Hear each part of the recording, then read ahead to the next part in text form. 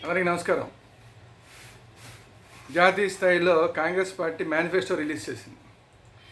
ఈ manifesto release చేసిన తర్వాత ఈ మేనిఫెస్టోని చూస్తే ఎవరైనా ఈ కాంగ్రెస్ ప్రభుత్వానికి కానీ కాంగ్రెస్ పార్టీకి పొరపాటున ఓటేస్తే దేశం పూర్తిగా అధోగతి పాలైపోతుంది.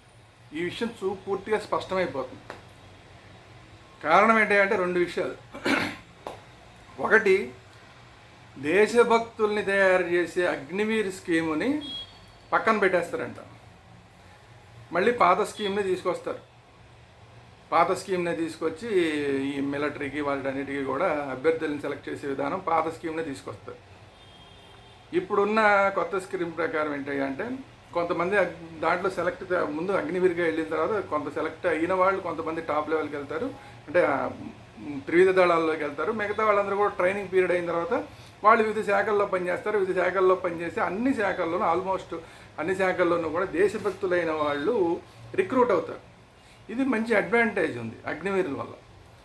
అందువల్ల అంటే విదేశాల్లో చూస్తే మీరు బ్రిటన్ యువరాజు అయినా సరే ఖచ్చితంగా కొన్నాళ్ళు మిలిటరీలో పనిచేయాలని రూల్ ఉంది.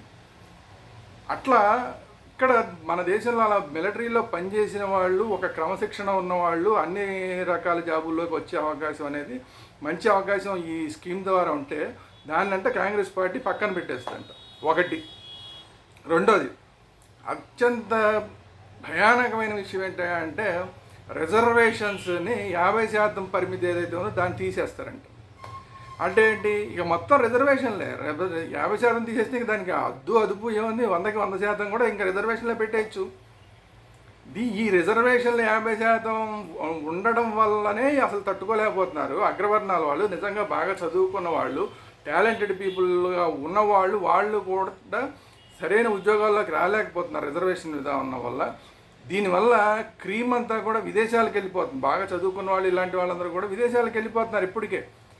అట్లాంటి పరిస్థితుల్లో 50% రిజర్వేషన్ ఏదైతే పరిమితి ఉందో దాన్ని కూడా తీసేస్తామంటే ఇక ఆల్మోస్ట్ రాజకీయ పార్టీలు వాళ్ళ స్వలాభం కోసం అని చెప్పి 100% దాకా వెళ్ళిపోతాయి. ఒక 1 ఇంకా ఒక పార్టీ తర్వాత ఇంకో పార్టీ హామీలు ఇచ్చుకుంటూ దాన్ని 100% దాకా ఇంకా అంతే. రిజర్వేషన్ వెనకబడిన వర్గాల వాళ్ళకి మాత్రమే ఉద్యోగాలు ఉంటాయి, ఇంక మిగతా వాళ్ళకి ఎవరికి ఉద్యోగాలు ఉండవు. అంటే ఒకడికి ఎవరికో 100కి 90 మార్కులు వచ్చిన వాడేమో అసలు ఉద్యోగం ఉండదు ఈ దేశంలో. 35 మార్కులతో పాస్ అయిన వాడు ఉద్యోగంలోకి వెళ్ళిపోతాడు, టాప్ రేంజ్కి కూడా వెళ్ళిపోతాడు. అంటే ఏంటి, ఏమాత్రం టాలెంట్ లేని వాళ్ళు డాక్టర్లు అయిపోతారు. దీనివల్ల ఏమవుతుంది, అసలు ఆపరేషన్ సిస్టమ్ అనేది ఎంత భయంకరంగా ఉంటుందో ఊహించుకోవడానికే కష్టం.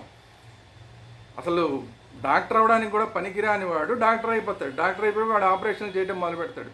అలాగే ఇంజనీర్లు ఇవి అలాగా 35% లేదంటే ఇలాగా ఏదో అత్యవసర మార్కులతోటి వచ్చిన వాళ్ళు కేవలం రిజర్వేషన్ ఉందన్న ఒకే ఒక కారణంతో ఇంజనీరింగ్ ఉద్యోగాల్లోకి వచ్చేస్తే అసలు ఈ దేశంలో పెద్ద పెద్ద బ్రిడ్జిళ్ళు కట్టి అవన్నీ కూలిపోతుంటే, పెద్ద పెద్ద ఆనకట్టలు కడితే అవన్నీ కూలిపోతే ఎవరు బాధ్యత వహిస్తారు?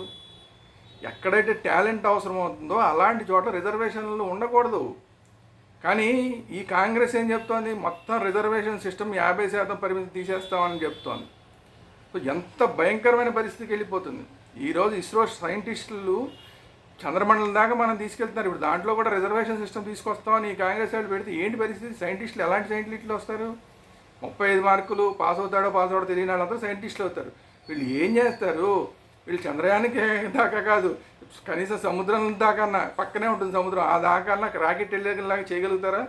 అందువల్ల ఎక్కడైతే స్కిల్ అవసరం అవుతుందో ఆ స్కిల్ అవసరమైన చోట రిజర్వేషన్ సిస్టమ్ని మనం పెట్టకూడదు.